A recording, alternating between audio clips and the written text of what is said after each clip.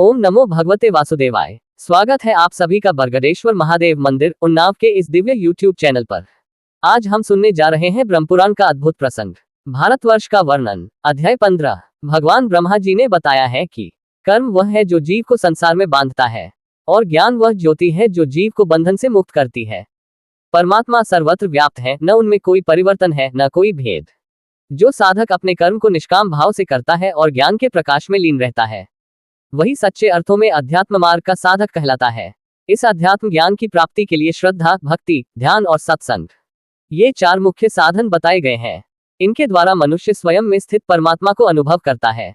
यदि आप भी ऐसे ही दिव्य पुराण प्रसंगों को सुनना चाहते हैं, तो हमारे चैनल बरगदेश्वर महादेव मंदिर उन्नाव को सब्सक्राइब करें।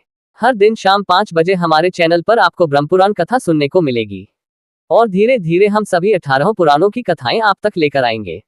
अगर आपको किसी विशेष पुराण या प्रसंग से जुड़ी जानकारी चाहिए, तो कमेंट में जरूर पूछें, हम आपकी जिज्ञासाओं का समाधान अवश्य करेंगे। मुनियों ने कहा, वक्ताओं में श्रेष्ठ सूत जी, इस पृथ्वी पर धर्म, अर्थ, काम एवं मोक्ष प्रदान करने वाली जो उत्तम भूमि एवं श्रेष्ठ तीर्थ हो, उसे बतलाइए।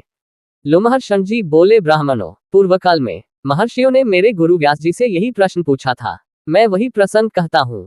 कुरुक्षेत्र की बात है। बुद्धिमानों में श्रेष्ठ व्यास जी, जो सब शास्त्रों के विद्वान, महाभारत के रचयिता, अध्यात्मनिष्ठ, सर्वज्ञ, सब भूतों के हित में संलग्न, पुराण और आगमों के वक्ता तथा वेद वेदांगों के पारंगत पंडित हैं, अपने परम पवित्र आश्रम में बैठे हुए थे।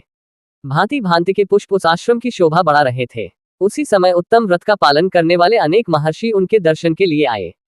कश्यप, जमदग्नि, भरद्वाज, गौतम, वशिष्ठ, जैमिनी, धौम्य, मार्कंडेय, वाल्मीकि, विश्वामित्र, शतानंद, वात्स्य, गार्ग्य, आसुरी, सुमंतु, भार्गव, कण्व, मेधातिथि, मांडव्य, च्यवन, धूम्र, असित, देवल, मौद्गल्य, तृण्यज्ञ, पिप्पलाद, अकृतव्रण, संवर्त, कौशिक, रैभ्य, मैत्रेय, हरित, शांडिल्य, विभांत, दुर्वासा, लोमश, नारद, पर्वत, वैशंपायन, गालव, भास्करी, पूरण, सूत, पुलस्त्य, कपिल, पुलह, देवस्थान, सनत कुमार, पैल, कृष्ण तथा कृष्णानुभूति के तथा और भी बहुत से मुनिवर सत्यवती नंदन व्यास को घेर कर बैठ गए। उनके बीच में व्यास जी नक्षत्रों से घिरे हुए चंद्रमा की भांति शोभा पाते थे। कुछ बातचीत के बाद उन्होंने व्यास जी से अपना संदेह इस प्रकार पूछा। मुनि बोले, मुने, आप वेद शास्त्र, पुराण, तंत्र शास्त्र, महाभारत, भूत, वर्तमान, भविष्य तथा संपूर्ण वाङ्मय का ज्ञान रखते हैं। ये संसार एक समुद्र के समान है। इसमें दुख ही दुख भरा है। ये कष्ट में एवं निस्सार है। इस भयानक भवसागर में रागरूपी ग्राह रहते हैं। यह विषयरूपी जल से भरा रहता है। इंद्रियां ही इसमें भावर हैं। ये क्षुधा, पिपासा आदि सैकड़ों उर्मियों से व्याप्त है। इसे मोहरूपी कीचड़ ने मलिन बना रखा है। लोभ की गहराई के कारण इसके पार जाना अत्यंत कठिन है। हम देखते हैं कि संपूर्ण जगत इसमें डूबकर कोई सहारा न पा सकने के कारण अचेत बहा जा रहा है। अतः आपसे पूछते हैं, इस भयंकर संसार में कौन सा साधन कल्याणकारी है? इस बात का उपदेश देकर आप संपूर्ण लोकों का उद्धार कीजिए। इस पृथ्वी पर जो परम दुर्लभ मोक्षदायक क्षेत्र एवं कर्मभूमि है, उसे बतलाइए। हम उसका श्रवण करना चाहते हैं। व्यास जी ने कहा, पूर्वकाल में महर्षियों का ब्रह्मा जी के साथ जो संवाद हुआ था, उसे आप सब लोग सुने। नाना रत्नों से विभूषित मेरुगिरि के विशाल शिखर पर भगवान ब्रह्मा जी विराजमान थे। देवता, दानव, गंधर्व, यक्ष, विद्याधर, नाग, मुनि तथा सिद्ध उनकी सेवा में उपस्थित थे। उस समय भृगु आदि महर्षियों ने पितामह को प्रणाम करके इस प्रकार प्रश्न किया, भगवान, इस पृथ्वी पर कर्मभूमि कौन है तथा दुर्लभ मोक्ष क्षेत्र कौन है, ये बताने की कृपा करें। ब्रह्मा जी बोले, मुनिव्रो, सुनो, इस पृथ्वी पर भारतवर्ष को कर्मभूमि बतलाया गया है। वह परम प्राचीन, वेदों से संबंध रखने वाला तथा भोग और मोक्ष प्रदान करने वाला उत्तम क्षेत्र है। वहीं किए हुए कर्मों के फलरूप से स्वर्ग और नरक प्राप्त होते हैं। भारतवर्ष में पाप या पुण्य करके मनुष्य निश्चय ही उसके अशुभ अथवा शुभ फल का भागी होता है। वहां ब्राह्मण आदि वर्ण भली भांति संयम पूर्वक रहते हुए अपने अपने कर्मों का अनुष्ठान करके उत्तम सिद्धि को प्राप्त होते हैं। भारतवर्ष में संयमशील पुरुष धर्म, अर्थ, काम और मोक्ष सब कुछ प्राप्त करता है। इंद्र आदि देवताओं ने भारतवर्ष में शुभ कर्मों का अनुष्ठान करके देवत्व प्राप्त किया है।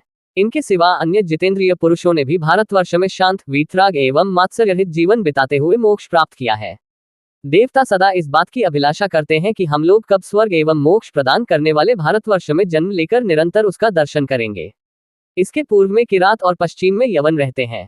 मध्य भाग में ब्राह्मण, क्षत्रिय, वैश्य तथा शूद्रों का निवास है। वे क्रमशः यज्ञ, युद्ध और व्यापार आदि विशुद्ध कर्मों के द्वारा अपने को पवित्र करते हैं। उनका जीवन निर्वाह भी इन्हीं कर्मों से होता है। यहाँ किया हुआ पुण्य सकौम होने पर स्वर्ग आदि का तथा निष्काम होने पर मोक्ष का साधक होता है। इसी प्रकार पाप भी अपना फल प्रदान करता है। महेंद्र, मलय, सह्यक, शुक्तिमान, ऋक्ष पर्वत, विंध्य और पारयात्र, यही 7 यहाँ कुल पर्वत हैं। उनके आसपास और भी हजारों पर्वत हैं। वे सभी विस्तृत, ऊंचे और रमणीय हैं। उनके शिखर भांति भांति के और सुंदर हैं।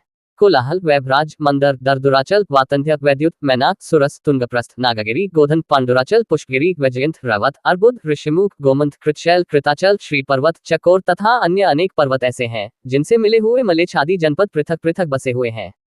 वहां के लोग जिन श्रेष्ठ नदियों का जल पीते हैं उनके नाम इस प्रकार जानो: गंगा, सरस्वती, सिंधु, चंद्रभागा, चनाब, यमुना, शतद्रुप, सतलज, विपाशा, व्यास, वितस्ता, झेलम, इरावती, रावी, कुहू, गोमती, धूत, पापा, बाहुदा, दृश्यद्वती, देविका, सम, चक्षु, निष्ठीवा, गंडकी तथा कौशिकी, ये हिमालय की घाटी से निकली हुई नदियां हैं। देवस्मृति, देवूती, वाताग्नि, सिंधु, वेण्या, चंदना, सदानीरा, मही, चर्मणवती, चंबल, वृषि, विदिशा, वेद्रवती, क्षिप्रा तथा अवती, ये पारयात्र पर्वत का करने वाली नदियां हैं। शोना, सोंड महानदी, नर्मदा, सुरथा, क्रिया, मंदाकिनी, दशारना, चित्रकूटा, चित्रोत्पला, वेत्रवती, बेतवा, कर्मोदा, पिशाचिका, अतिलघुश्रोणी, विपापमा, शैवला, साधेरुजा, शक्तिमती, शकुनी, त्रिदिवा, क्रमु तथा वेगवाहिनी, ये नदियां ऋक्ष पर्वत की संतानें हैं। चित्रा, पीयूषणी, निर्विंध्या, तापी, वेना, वैतरणी, सिनीवाली, कुमुदवती, तोया, महागौरी, दुर्गा तथा अंतशिला, ये पुण्यसलिला सरिताएं विंध्याचल की घाटियों से निकली हैं। गोदावरी, भीमर्थी, कृष्णवेणा, तुंगभद्रा, सुप्रयोगा तथा पापनाशिनी, ये श्रेष्ठ नदियां सह्यागिरी की शाखा से प्रकट हुई हैं। कृतमाला, ताम्रपर्णी, पुष्पवती, उत्पलावती, ये शीतल जलवाली पवित्र नदियां मलयाचल से निकली हैं। पितृकुल्या, सोमकुल्या, ऋषिकुल्या, वनजुला, त्रिदिवा, लांगलिनी तथा वनशक्रा, इनका प्राकट्य महेंद्र पर्वत से हुआ है। सुविकाला, कुमारी, मनुगा, मंदगामिनी, क्षया और पलाशिनी, ये शुक्तिमान पर्वत से निकली हैं। समुद्र में मिलने वाली सभी नदियां पुण्यसलिला, सरस्वती तथा गंगा के समान हैं। सभी इस विश्व को जननी एवं पापहारिणी मानी गई हैं। इनके अतिरिक्त भी सहस्त्रों छोटी छोटी नदियां बताई गई हैं, जिनमें से कुछ तो केवल वर्षाकाल में बहती हैं और कुछ सदा ही जल से पूर्ण रहती हैं। मत्स्य, मुकुटकुल्य, कुंतल, काशी, कोसल, आंध्रक, कलिंग, शमक तथा वृक, ये प्रायः मध्य देश के जनपद बताए गए हैं। सह्य पर्वत के उत्तर का प्रदेश, जहां गोदावरी नदी बहती है, संपूर्ण भूमंडल में सर्वाधिक मनोरम है। वानप्रस्थ और संन्यास आश्रम के धर्मों का पालन करने से जो फल होता है, कुआं, बावली आदि खुदवाने, बगीचे लगाने, यज्ञ करने तथा अन्य शुभ कर्मों के अनुष्ठान से जो फल मिलता है, वह सब केवल भारतवर्ष में ही सुलभ है। ब्राह्मणों, भारतवर्ष के समस्त गुणों का वर्णन करने में कौन समर्थ हो सकता है? इस प्रकार मैंने भारतवर्ष का वर्णन किया। ये सबसे उत्तम, सब पापों का नाश करने वाला, पवित्र, धन्य तथा बुद्धि को बढ़ाने वाला है। जो सदा अपनी इंद्रियों को वश में रखकर इस प्रसंग का पाठ या श्रवण करता है, वह सब पापों से मुक्त हो भगवान विष्णु के लोक में जाता है। यदि आपको हमारे वीडियो ज्ञानवर्धक लगे तो लाइक, शेयर और सब्सक्राइब करना न भूलें, ताकि अधिक से अधिक लोग पुराणों की इस अमृतधारा से जुड़ सकें। अगर ये जानकारी पसंद आए हो तो हमारे चैनल बरगदेश्वर महादेव मंदिर उन्नाव को लाइक, शेयर और सब्सक्राइब करना न भूलें। फिर मिलेंगे नई जानकारी के साथ।